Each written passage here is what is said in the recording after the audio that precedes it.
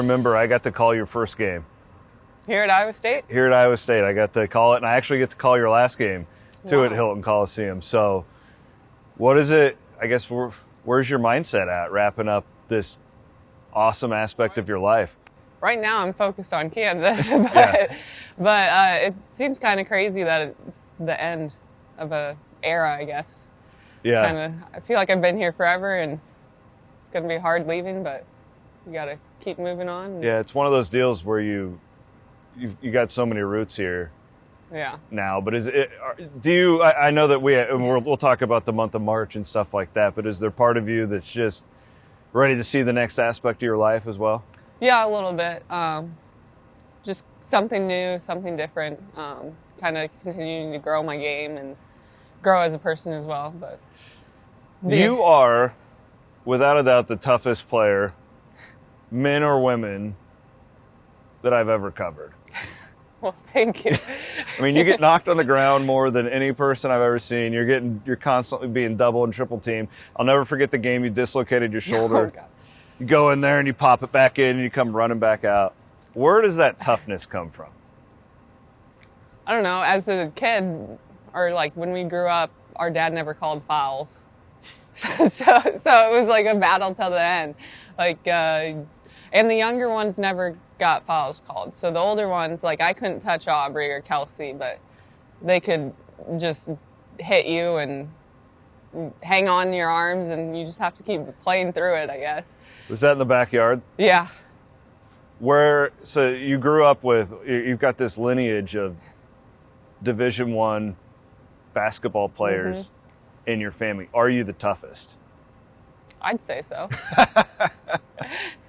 How would you categorize your sisters in that, as far as rank them? Yeah, well, not necessarily as like how good of a player what are their basketball strengths, weaknesses, all that good stuff. Courtney, I'd say, is more of like a shooter. Her and Aubrey are pretty similar. I think Aubrey's a little tougher though. Okay. Aubrey will take it to the rim a little more, but then Kelsey, I'd say, is kind of in between me and Aubrey. And then Bailey, I don't know. She's too young still. Okay, yeah. We're working on her still, right? Yeah.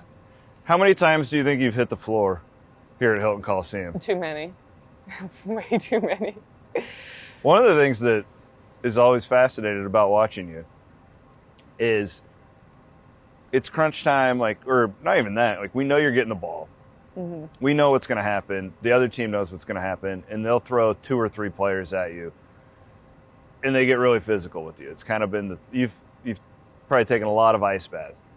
I never see you, at least you don't appear to look mad. Do you get mad on the floor? Not really.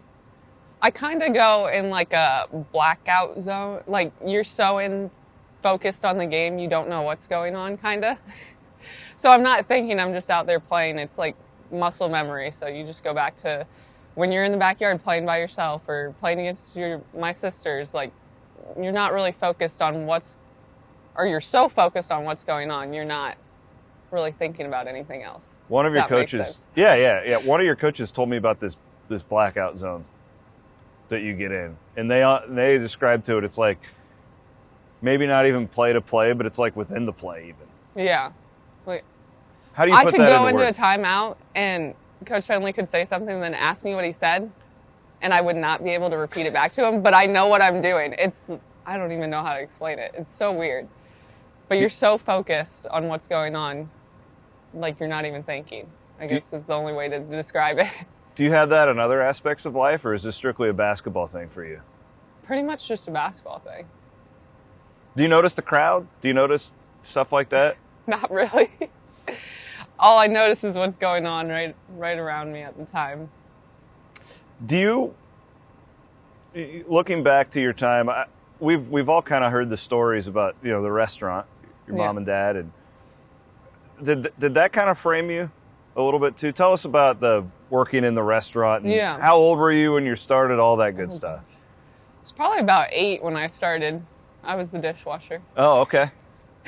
But we were in Solon, and so they had beef days, which was a big carnival. They had a parade, And so we were right on the corner where everything was at. And so it was always busy. And my parents were like, all right, you're washing dishes.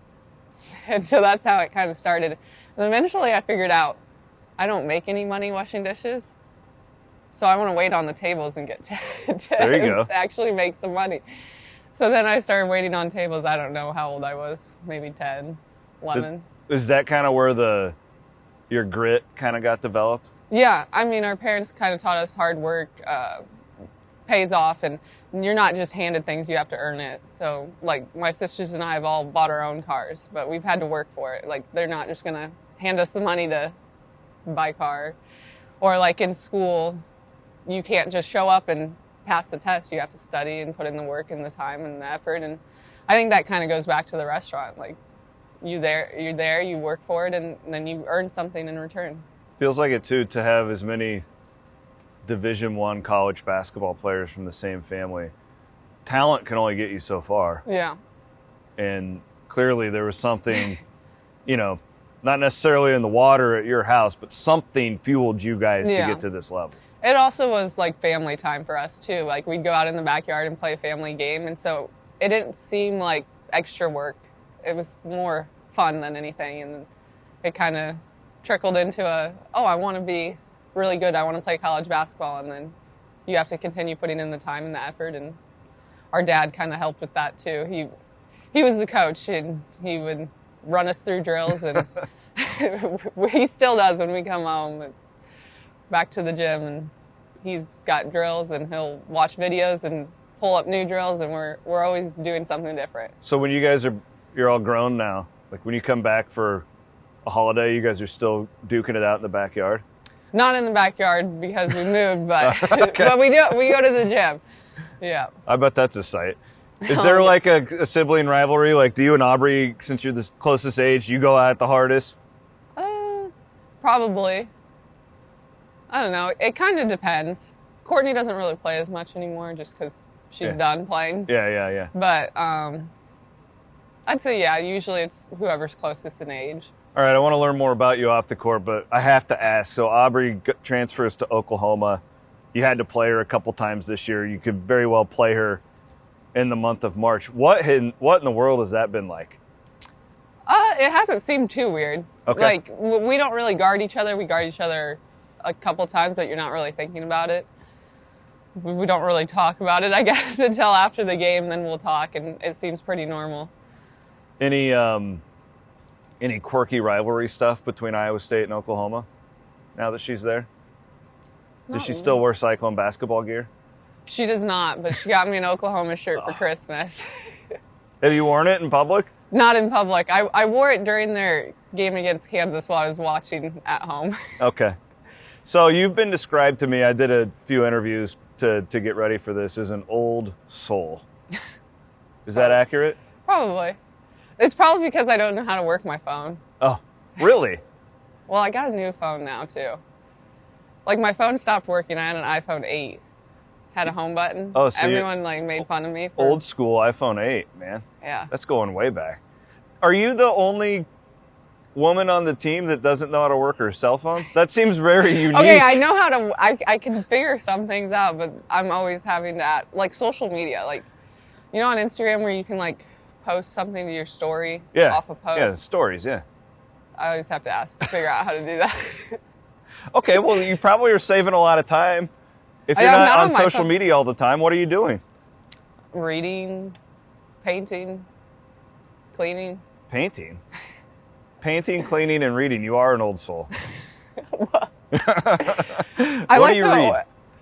I don't know. I've read, some of the Colleen Hoover books. I'm sure. Is that a novel?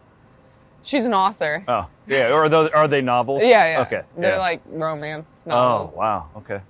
They're pretty intense. And then I try and throw in self-growth, personal growth books. I read one on nutrition. What about the painting? What do you like to paint?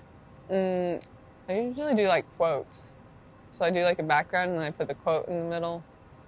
Or all the coaches' kids, I did their name. And I did a different background. I heard you're a good babysitter. Yeah. I heard you're an elite babysitter. That's what a couple people have told me. I've come up with all the fun games to play. I play a lot of Barbies. Oh, usually. okay. That's usually what we end up playing. So that gets us into, I think it's fascinating that you are you're going to be a teacher. You want to be a teacher at some point. You've been student teaching. I believe you're still doing that. I'm not anymore. Oh, you're not? I've Okay. been done since October. Okay. Like the end of October. How long have you wanted to be a teacher?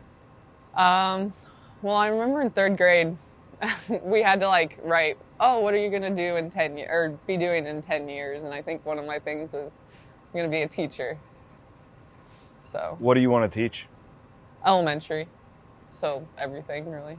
What is it about that age group that you like? They're still excited to come to school and they want to learn. I think that's the biggest thing. Like once you get into high school, I feel like they're like, I'm kind of over this. Just want to keep moving on. Yeah. What have you, I guess, learned during your basketball career that you can take to the classroom and you do take to the classroom? I think the biggest thing I try to teach them is things aren't always going to be easy. Like they may struggle with math, and the more they practice, the more they work at it, the easier it's going to become. And they kind of, I don't know, a lot of them get down on themselves and they don't realize it's a long process. And they're like, well, you're an All-American. You're already good. And I'm like, well, when I was your age, I could hardly dribble a basketball. I'd dribble it off my foot. I still dribble it off my foot sometimes. And they don't really understand that, but it's something they have to learn on their own, I guess. Yeah, that's powerful stuff. I feel like too, there's an instant gratification part of a lot of this, and I've had the honor to be able to travel with you guys and stuff. So you can see it. You don't just show up and be an All-American like you are. Yeah, it takes a lot of time and effort. Feels to me too like I've been around Fennelly's program a long time, and you're like the perfect Bill Fennelly player.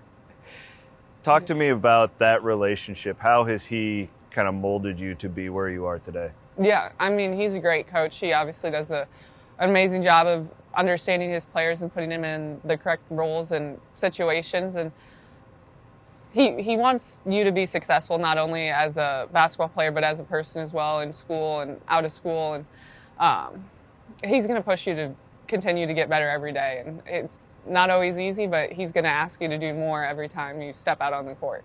It's been fascinating to watch you grow since your first game up until now. I remember it was your freshman season when we were in Iowa City. I think you were 0 for 11 in that game or something I do remember that. And I remember how dejected you were and mad at yourself after it. And it's fun to watch where you are now, because I remember that moment. What did you say you've had to work on the most from that moment up until now when you're getting ready for senior day? I think just everything, to be honest. Good answer. Yeah.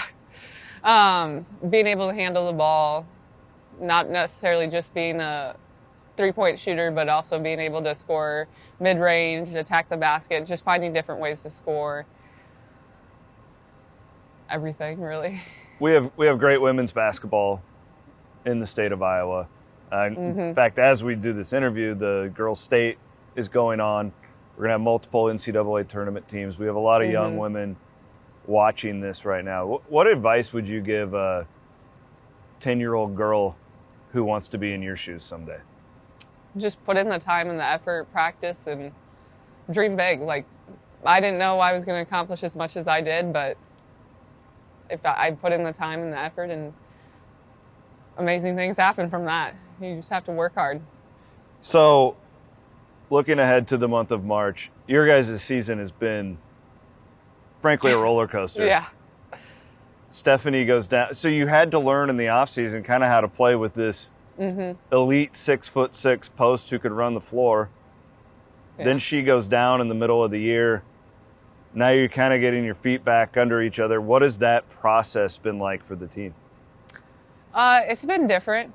Just having to adapt and be flexible, I guess, because Mo stepped up really well. The last couple of games, she's had really good games. And then Nye has been stepping in, playing the post more. And I think we all have to learn just to take it one game at a time and not get too far ahead of ourselves and just go out and play hard the entire 40 minutes or 50.